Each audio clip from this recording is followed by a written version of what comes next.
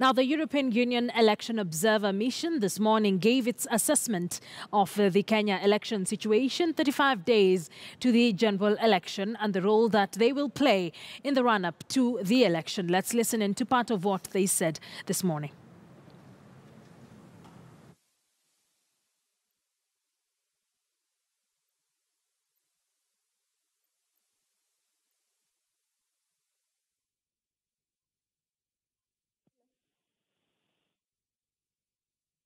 Hello?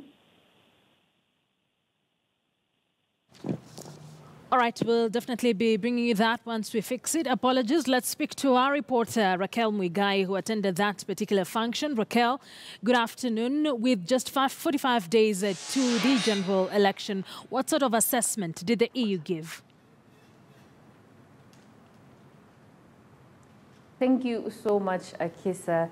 At this morning, during the official launch of the European Union Observation Election Mission today, according to the chief observer, Marita Shake, so far they have, out of the 30 long-term observers who have been deployed to the regions down at the county level, are soon getting in touch with the representatives and other Kenyans on how they feel about the whole election process. So they are gathering information and they cannot be able to make any conclusion as of yet at the moment, but they have been able to conduct meetings with the IEBC as well as the President Uhuru Kenyatta. On Sunday yesterday, they were able to meet with the President, in which he gave his assurance that each and every institution mandated to ensure that the elections, the 2017 general elections, are free and fair, have been able to do so. Even as they met with the IEBC, that was this late last week, is that the IEBC has done its part in ensuring that this particular process, democratic process, is carried out in a credible way. At the moment, they've been able to deploy 30 long-term observers. That was last week on Tuesday. Another team of 32 short-term observers, as well as 7 representatives of the European Parliament, as well as representatives and local observers will be joining in this particular team, bringing the likely strength to 100 observers on that particular election day. Their work will be to look at how the electoral process will be conducted according to the Kenyan election law and according to the Kenyan law, as well as the international commitments that Kenya made regarding elections.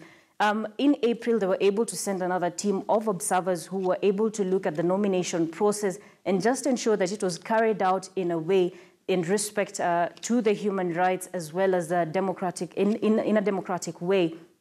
So theirs is just to look at how the whole electoral process is being carried out. They'll also get to look at the campaigning, how is it being carried out, get to look also at the conduct of the media, given that the press now plays a very major role, a very vital role in this electioning period, as well as get to look at the voting and counting, as well as ways in which they can be able to solve any issues that arise from this particular process.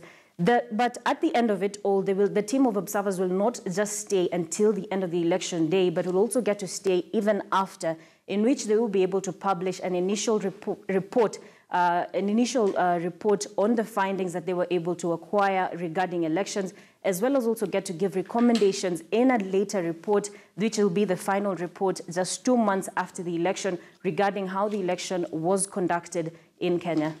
Akisa. All right, Raquel, thank you for that update. Let's just take a look at that clip from earlier on from that team of the European Union Election Observers Mission.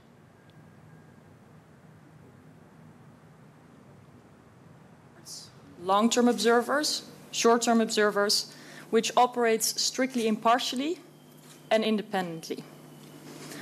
Long-term observers are not only here in Nairobi, but in many places across Kenya.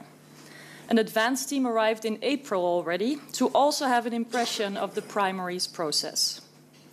We'll be deploying a total of 30 long-term observers, 32 short-term observers that include people from different EU member states, Norway and Switzerland.